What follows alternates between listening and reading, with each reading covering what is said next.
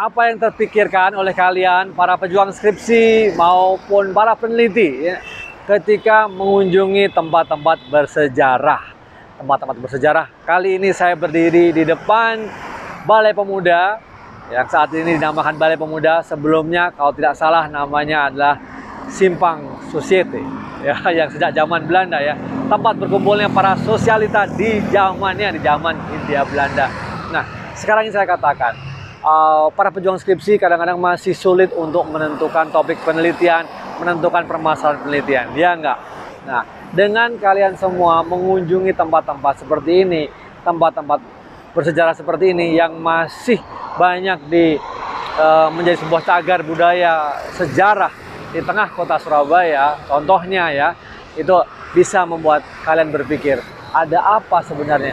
Apa sih sebenarnya Simpang Society ini atau Balai Pemuda ini? Ada apa di balik cerita-cerita dari sebuah gedung bersejarah ini gitu.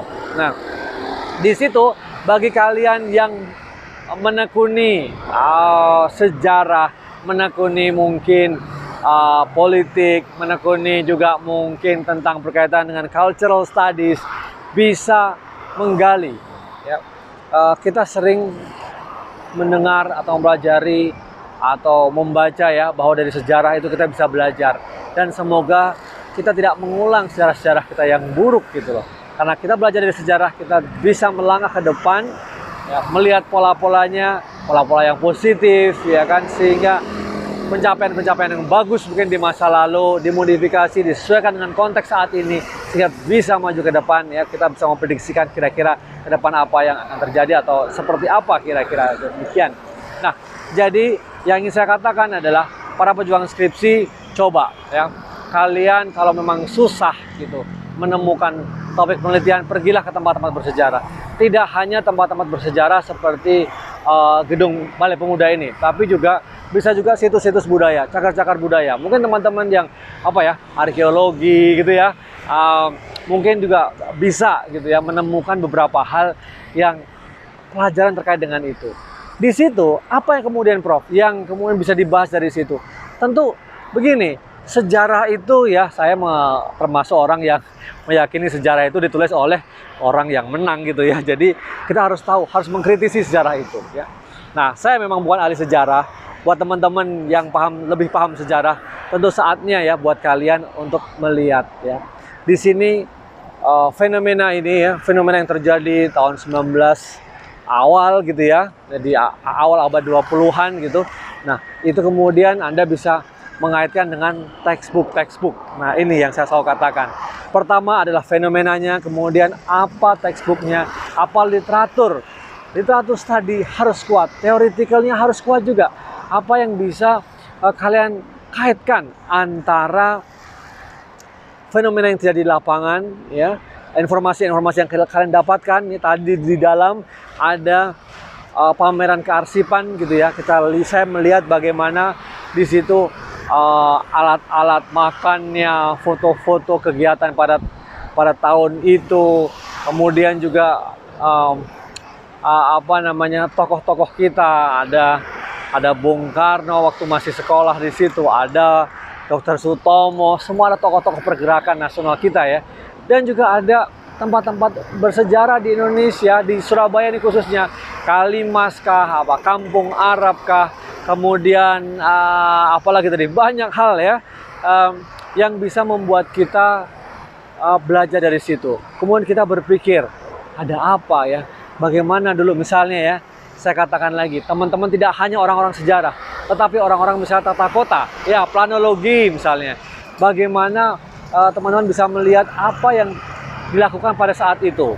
Misalnya sudah ada jembatan angkat ya, yang diangkat kalau lewat, karena di situ sungainya ya, karena sungai itu nanti ada kapal yang lewat, kan luar biasa ya. Artinya pada zaman itu pun teknologi sudah ada. Nah, apalagi sekarang ini misalnya kenapa kota-kota besar dunia itu selalu juga ada sungai-sungai, di mana yang di situ kiri kanannya selalu ada tempat-tempat berdagang, tempat-tempat juga ada perkampungan, perkantoran dan lain sebagainya. Nah, ini tata kota, letak tata kotanya itu juga menarik untuk dipelajari. Mungkin kalau kalian tahu, di kota-kota besar di Eropa misalnya ya, itu budaya itu masih dipertahankan. Dan kita bisa melihat, itu bahkan saat ini bisa menjadi satu cagar budaya yang terus dipertahankan dan bisa mengundang daya tarik turis ya, baik turis dalam negeri maupun turis internasional. Ini kan luar biasa sekali. Nah, hal itu juga bisa buat teman-teman yang menekuni soal kebijakan publik. Bagaimana soal kebijakan mempreservasi bangunan-bangunan bersejarah atau aspek-aspek budayanya. Nah, ini bisa menjadi hal yang penting sekali gitu ya, untuk bisa dipenuhi gitu. Apakah kebijakan-kebijakan itu bisa diubah gitu. Mengembangkan pembangunan kota itu tetap penting, tapi bagaimana agar tetap ramah lingkungan misalnya. Tidak menghilangkan akar-akar budaya, agar generasi-generasi kita atau generasi nanti ke depan tetap bisa mengerti, bisa memahami ya apa yang terjadi pada zamannya gitu. Nah, ini menjadi hal yang sangat penting sekali. Nah, itu misalnya. Oke, bagaimana Prof yang pemerhati hubungan internasional? Luar biasa. Pemerhati hubungan internasional udah pasti bagaimana melihat ya hubungan internasional pada masa itu. Ya, Indonesia belum merdeka misalnya di awal 19-an gitu ya, di awal abad 20 gitu. Di situ Hindia Belanda, bagaimana hubungan negara kerajaan Belanda dengan Hindia Belanda. Nah, bisa belajar juga karena hubungan internasional juga bisa diawali dari sejarah. Nah, kita bisa belajar dari aspek sejarahnya, sehingga bagaimana perjuangan-perjuangan tokoh-tokoh pergerakan Indonesia pada waktu itu ya, sebelum menjadi resmi Indonesia, itu ternyata mereka memiliki semangat yang luar biasa untuk kemudian bisa merdeka.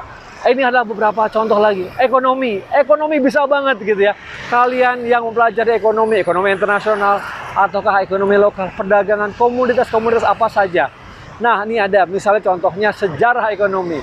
Anda bisa lihat perdagangan, ekspor impor maupun perdagangan lokal pada waktu itu, komoditas apa saja yang bisa menjadi unggulan.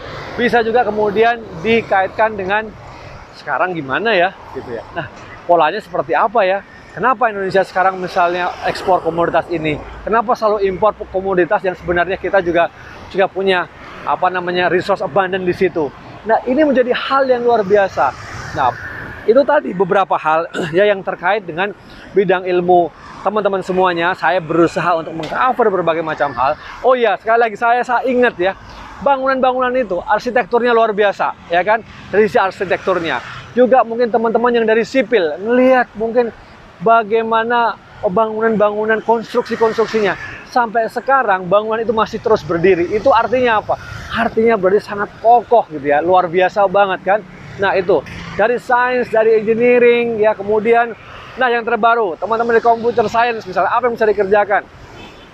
Bisa nggak melakukan digitalisasi aset-aset budaya ini ya, sehingga mungkin teman-teman mau mereplikasinya, menjadikan itu dalam metaverse misalnya, atau foto-fotonya kemudian bisa dijadikan NFT ya, dengan smart contract, dengan pendekatan blockchain ya, smart contract misalnya. Ini ada beberapa hal. Nah, itu tadi yang bisa saya katakan, saya sampaikan teman-teman. Saya menggali ya dari tengah pusat kota Surabaya pada siang terik pada hari ini. Tetap saya ingin berbagi dengan teman-teman semua bahwa bagaimana kalian bisa mengambil topik-topik penelitian, permasalahan penelitian yang sangat banyak, khususnya dari cagar budaya, di mana sejarah, di mana bidang-bidang yang kita lihat, fenomena yang ada di sekitar kita, kaitkan dengan teori-teori tentang sejarah, hubungan internasional, ekonomi, arkeologi, mungkin ada lagi antropologisnya juga, sosiologinya juga, ada arsitekturnya, maupun juga ada engineering yang lain gitu. Nah, itu ada beberapa hal yang bisa saya sampaikan buat teman-teman semua. Semoga bermanfaat ya kan. Ramai banget nih ya di kota Surabaya ya. Wow, panas terik, tapi saya seneng banget ya menikmati Surabaya. Kota yang ambiangnya, suasananya itu hangat ya, mungkin cenderung panas ya ini ya. Tapi saya senang kali ini dengan menikmati kota Surabaya yang sudah ditata begitu rapinya. Semoga bisa menjadi inspirasi kota-kota lain di Indonesia. Demikian buat kalian semua yang belum subscribe, silahkan subscribe sekarang. Ya, semoga juga video ini juga bermanfaat buat teman-teman yang mau jalan-jalan, yang ngeliat kalau di Surabaya itu mau kemana aja sih. Saya rekomendasikan teman-teman semua coba ke alun-alun Surabaya salah satunya. Baik, terima kasih banyak. Jangan lupa like dan share kepada teman-teman semuanya. Sukses buat kalian semua, para pejuang skripsi, tesis maupun disertasi. Sampai ketemu lagi dan lihat video-video saya yang lainnya. Terima kasih banyak.